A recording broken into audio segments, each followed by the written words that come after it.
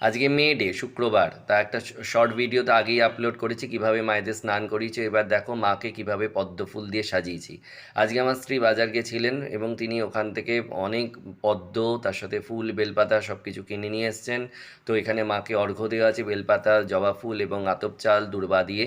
মায়ের শ্রীচরণ দেখো বিভিন্ন রকমের জবা ফুল, তার সাথে বিভিন্ন করবী, বেল ফুল, তার সাথে বেলপাতা সব দিয়ে সাজানো আছে। এখানে নারায়ণকে একটা দেওয়া হয়েছে পদ্ম, আজকে বুদ্ধ পূর্ণিমা, নারায়ণকে একটা পদ্ম দেওয়া হয়েছে, মা পদ্মাবতীকে দেওয়া হয়েছে একটা পদ্ম, তার সাথে মা লক্ষ্মীকে একটা পদ্ম দেওয়া হয়েছে, মা দুর্গার পদ্ম ভীষণ প্রিয়, মা দুর্গাকে একটা পদ্ম দেওয়া হয়েছে, মা শ্যামসুন্দরীকে দেওয়া হয়েছে একটা পদ্ম, আর মা তারাকে দেওয়া হয়েছে একটা পদ্ম। তাই এতগুলো পদ্ম খুব কম দামেই পেয়েছে, তো সে নিয়ে এসেছে, সে নিজেই আমাকে ফুটিয়ে দিয়েছে এবং আমি সেগুলো দিয়ে মায়েদের সুন্দর করে সাজিয়ে নিয়েছি।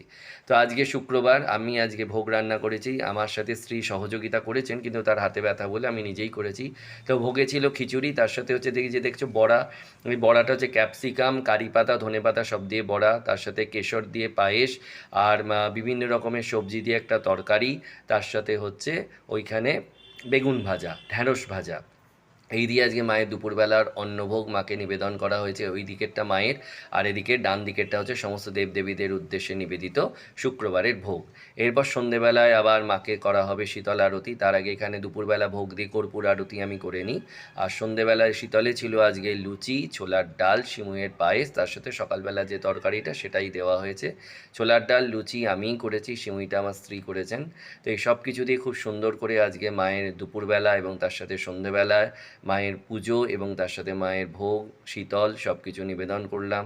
তোমাদের এই ভিডিও ভালো লাগলে লাইক, কমেন্ট, শেয়ার করতে অবশ্যই ভুলো না। সবাই ভালো থেকো। জয় মা সন্তোষী, সবার ভালো করো।